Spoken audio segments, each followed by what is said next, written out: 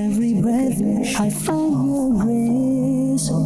In the rhythm of life, your majesty shines in every place. In the rhythm of life, your majesty shines in every place. Recognition of Allah.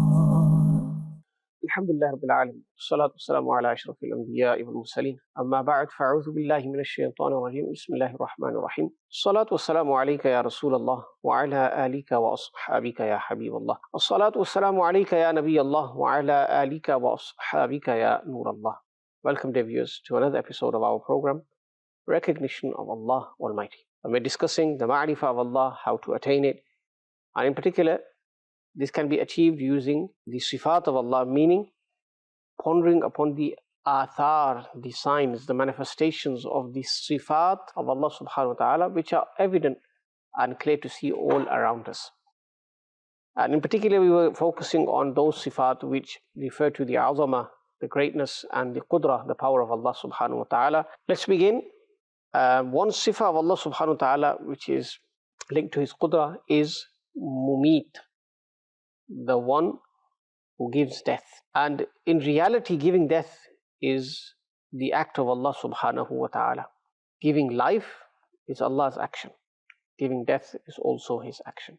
Allah subhanahu wa ta'ala says, Allahu yatawaffa al-anfusa hina mawtiha. Allah ta'ala seizes the soul of a person at the time of his death, when it's time for him to leave the world. Allah ta'ala created life and death, we know. الَّذِي خَلَقَ الْمَوْتَ وَالْحَيَاةَ. He created death and life. He is the creator of life itself. He is the creator of death itself.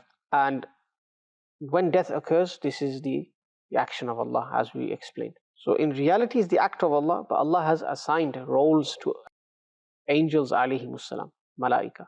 So Malakul Maut alayhi salam has this duty of seizing the souls. That's because Allah has privileged him to do that. Otherwise, Allah does not need an intermediary. Allah Ta'ala is free from this. Allah Ta'ala is all independent. Allah Ta'ala is self-sufficient.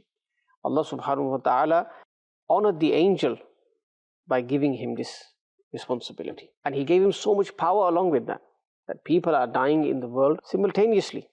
A person is dying in England, a person is dying in Europe, in America, in Africa, wherever. And at that one moment, the angel of death is seizing the soul. That's how much power Allah has granted him.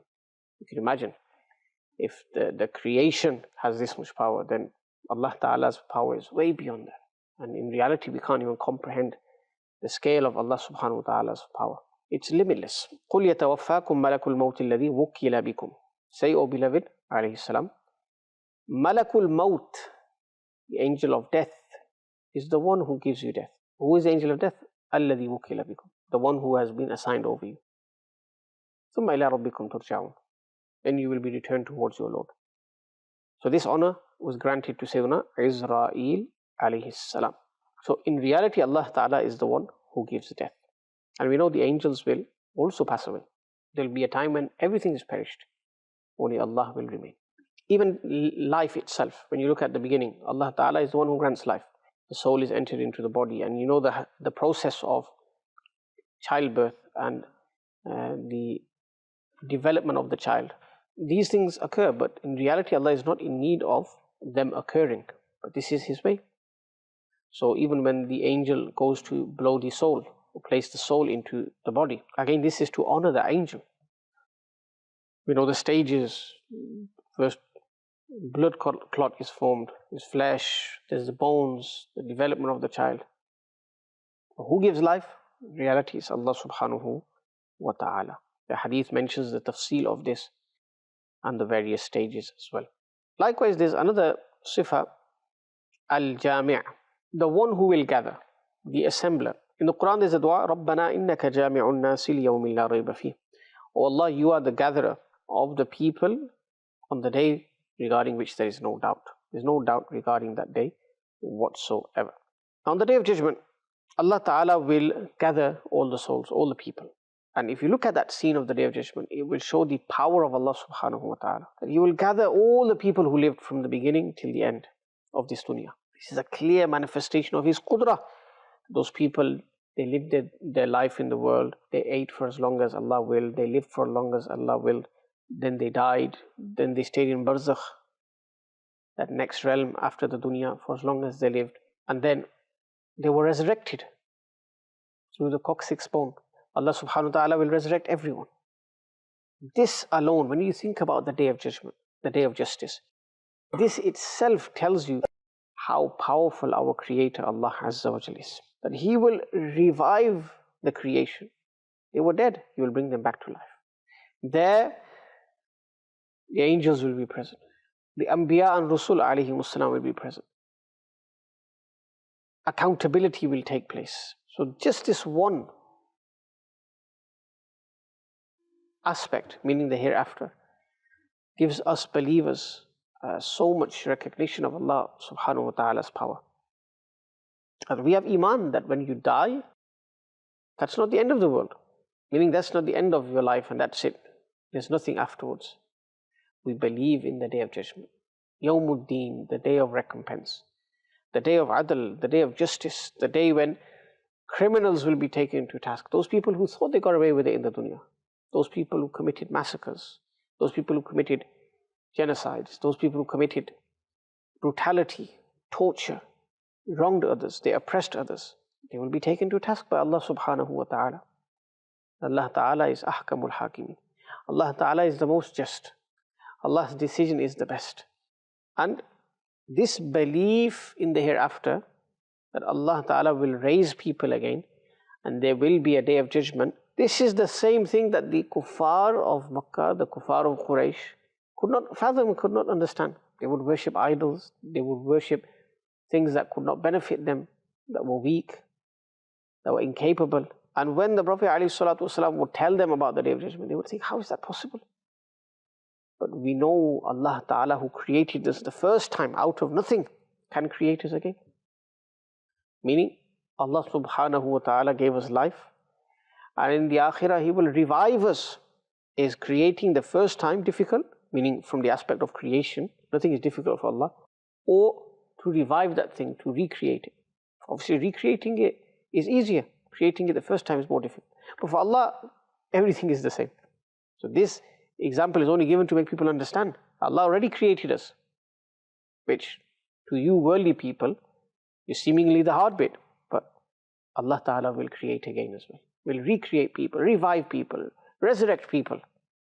So why you find it difficult to understand? Allah Ta'ala again will bring back people in the sense that their bodies will have flesh once again. Their bodies that are decomposed in the grave will be like normal again. Al-Jami'. This relates to the qudra of Allah subhanahu wa ta'ala, and we know that Allah subhanahu wa ta'ala will gather the people, will gather the souls, will gather the bodies, will gather everyone in creation. This gives us ma'rifah of our Creator Allah subhanahu wa ta'ala. And look at the power of Allah. Wherever someone died, wherever their bodies were located, because remember, not everybody dies in the same way. Some people die at home, on their bed. Some people die in the hospital. Some people die in accidents. Some people die in the sea, in the oceans. Some people are burnt alive. Some people die in various ways. They're crushed in the tall buildings, high-rise buildings. Some people, they're devoured by predatory animals. So there's so many different ways that people die. But regardless of where their bodies were, or where their body parts were, or whatever happened to their body parts, Allah subhanahu wa ta'ala will revive every single person. Billions and billions. There's about 8 billion people currently in the dunya, according to the statistics. And imagine from the beginning of time till now, till Qiyamah, many billions, maybe even trillions, Allah knows best. Allah Ta'ala will revive all of them. So this is Him and His sifat al-Jami'. Another sifat of Allah subhanahu wa ta'ala, al-Warith, also guides towards the ma'rifah of Allah subhanahu wa ta'ala, meaning the one who will remain. Al-Warith, the one who will remain. When everything will perish, only Allah subhanahu wa ta'ala will remain. Another sifat of Allah, Al-Hakam and Al-Hakim, similar in meaning. The one who judges, the one who implements His judgment. Allah Ta'ala says in Al-Quran Al-Kareem, أَلَيْسَ اللَّهُ بِأَحْكَمِ الْحَاكِمِينَ. Is Allah not the greatest judge? Of course He is. From all the decision makers, the decision of Allah, the judgment of Allah is the greatest, the wisest, the best. Another sifa of Allah subhanahu wa ta'ala, qa'imun bil qist, the one who establishes justice, the one who is forever just. Every act of Allah, every action of Allah is filled with justice. And it's not against justice. So Allah Ta'ala favors people. He is the one who does ihsan. Allah Ta'ala is the one who shows adl. And we see this all the time. And insan at times may not understand this. That's the qusur, the shortcoming of human being. We're not able to understand. But Allah Ta'ala's every action is filled with justice and fairness. Also, Allah Subhanahu wa Ta'ala has many sifat which are linked to His knowledge. So we've been discussing sifat which are linked to His qudra. We're discussing sifat which are linked to His azama, His greatness. And now some sifat which are linked to His knowledge, His ilm. Now, it goes without saying that when we consider these sifat, when we discuss these sifat, they are unlike the sifat of creation. They are unique to Him. Their meanings are unique. The understandings are unique to Him, Jalla Jalaluhu. So, sama', Allah Ta'ala's hearing, Allah Ta'ala's seeing, basar, these are different to how we see and how we hear. This is understood. This is understood by one and all. And each of these sifat have their own meanings, connotations as well. So the sifa of sama' is different to the sifa of basar. Sifa of being mutakallim, one who speaks. Sifa of qudra, sifa of hayat. So this is why in the books the ulama have mentioned them separately as well. So every sifa of Allah has a unique meaning, and this is how we understand it. For example, when we talk about the knowledge of Allah, the ilm of Allah subhanahu wa ta'ala, then we know that the knowledge of Allah subhanahu wa ta'ala is pre-eternal, is qadim. The knowledge of Allah is everlasting.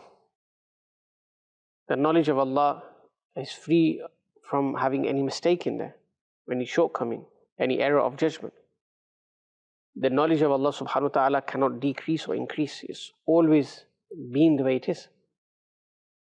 Complete, kamil knowledge. It doesn't decrease, it doesn't increase.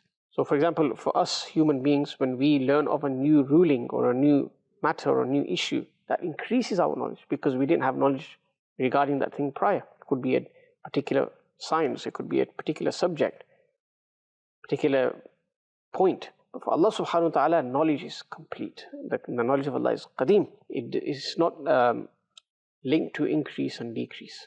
It does not change in nature. Allah Ta'ala's knowledge will never end. Allah subhanahu wa ta'ala knew of a thing before its existence in exactly the same way as when it came into existence. Meaning, when Allah created something, He did not increase His knowledge regarding that thing. He already had knowledge regarding that thing, complete knowledge regarding it.